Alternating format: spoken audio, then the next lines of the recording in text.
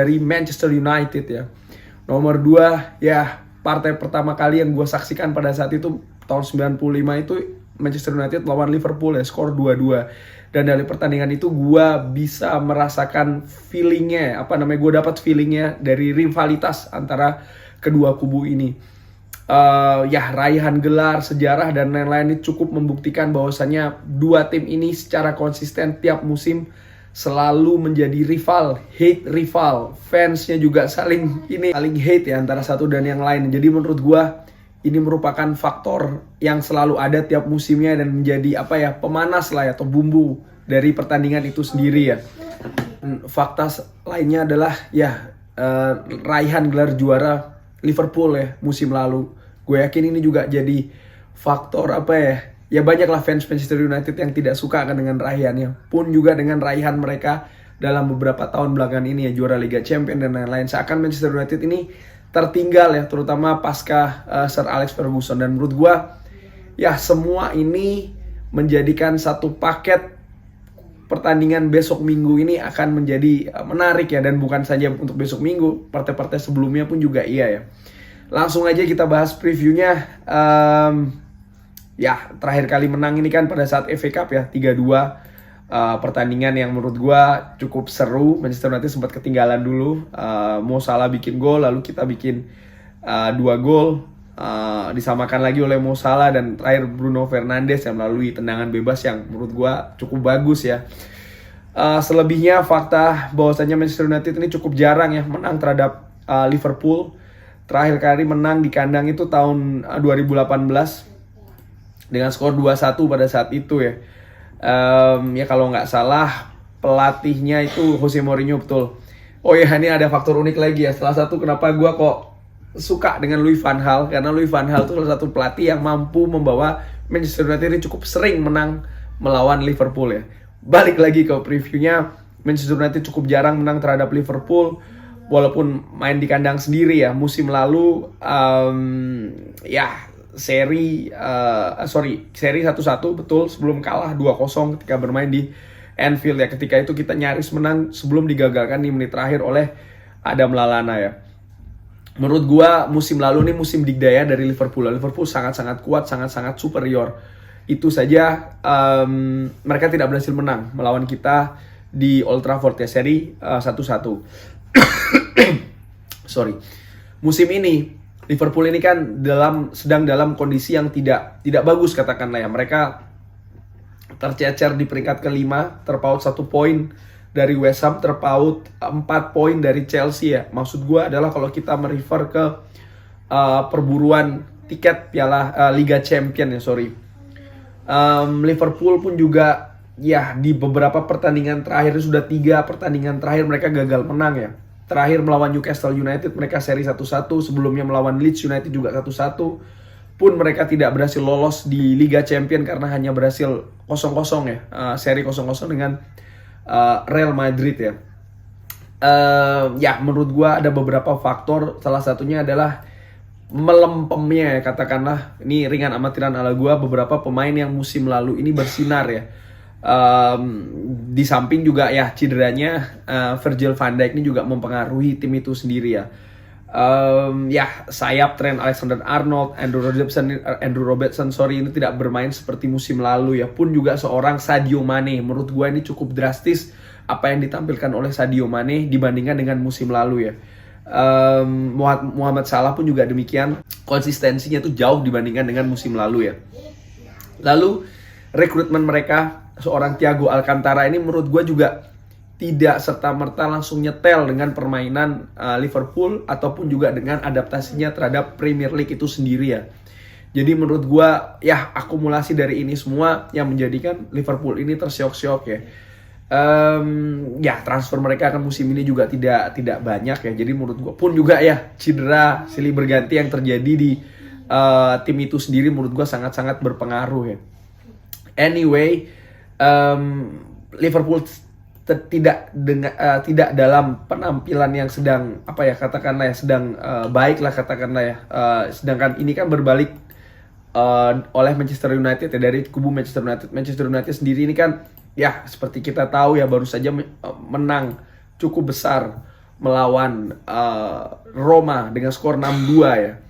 Tapi ini juga merupakan ada fakta unik yang ingin gue sampaikan, bahwasannya Manchester United ketika mereka baru saja menang melawan Southampton 9-0 pada saat itu, di pertandingan selanjutnya mereka juga menghadapi tim dari Merseyside melawan Everton.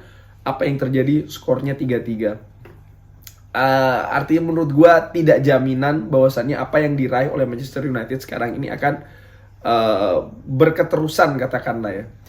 Tapi kita juga tidak bisa menafikan bahwasannya di tahun 2021 ini selepas tersingkir di Piala FA, disingkirkan oleh Leicester ya, Manchester United ini sangat-sangat digdaya. Kalau gue bisa bilang semua pertandingannya mampu diraih dengan kemenangan. Hanya satu partai berakhir dengan seri, yaitu adalah ketika melawan Leeds United kemarin ya, sebelum melawan AS Roma.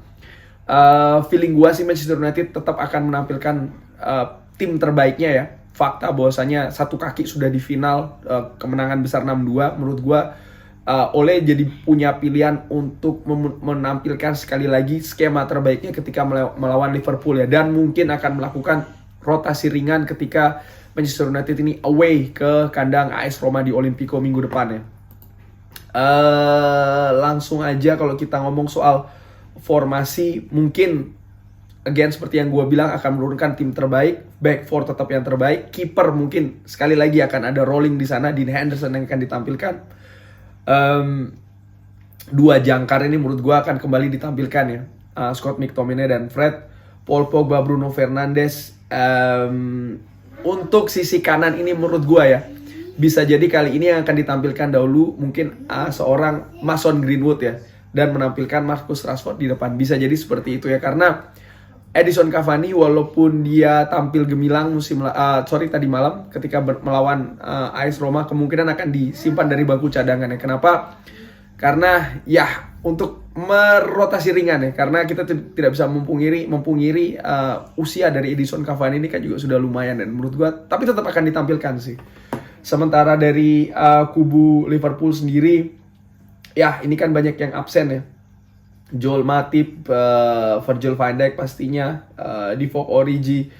Jadi kemungkinan akan menampilkan tim ya seperti biasanya bermain dengan 4-3-3, Trent Alexander-Arnold, Fabinho, Ozan Kabak, Andrew Robertson.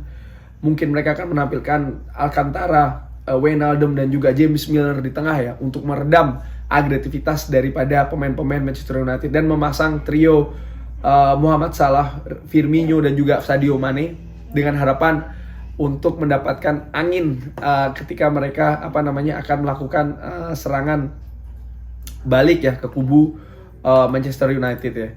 Iseng-iseng gue ngelihat formasinya ini kurang lebih sama ketika mereka kalah 3-2 ya.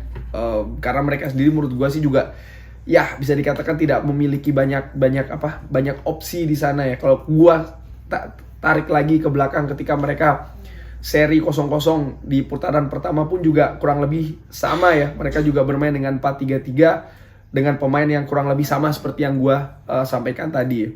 Satu-satunya keuntungan dari Liverpool ini adalah mereka tidak bermain lagi di kompetisi Eropa. Artinya mereka bisa konsentrasi penuh katakanlah di pertandingan nanti ya melawan Manchester United ini, karena ya mereka tidak punya jadwal seketat katakanlah ya daripada Manchester United ya. Pertandingan ini sisa 1, 2, 3, 4, 5 pertandingan lagi. Liverpool ini tercecer di peringkat ke-6 sekarang, dan menurut gua ini bisa jadi motivasi mereka ya, karena mereka mau nggak mau harus konsisten meraih kemenangan ya, termasuk juga nanti melawan Manchester United. Hanya kemenangan inilah yang akan membawa mereka kembali ke zona Eropa ya, baik itu mungkin bermain di katakanlah Europa League ataupun Champions League, sesuatu yang mereka pasti ingin tampilkan, ingin bermain di musim depan ya. Pertandingan selepas melawan Manchester United ini cenderung dalam tanda kutip ringan untuk Liverpool, jadi menurut gua inilah satu-satunya batu sandungan terakhir bagi Liverpool sebelum mereka akan tancap gas di sisa pertandingan musim ini ya.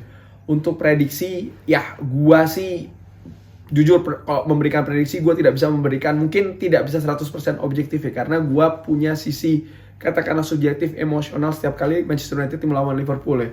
Gua harapkan Manchester United mampu tampil Spartan, mampu tampil ya manfaatkan peluang ya, karena ini juga salah satu kelemahan di pertandingan awal ya, putaran pertama kemarin ketika kita seri 0-0 ya, banyak sekali peluang tapi Manchester United tidak mampu mengkonversinya sebagai menjadi gol ya.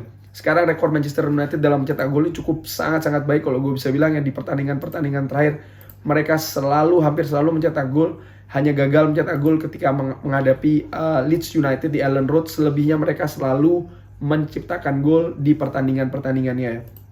Dan menurut gue ini akan kembali berulang.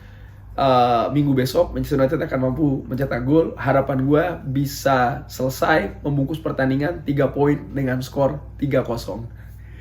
Terima kasih sudah menyaksikan. Jangan lupa like, jangan lupa subscribe. Saksikan terus Football Belanda. Wassalamualaikum.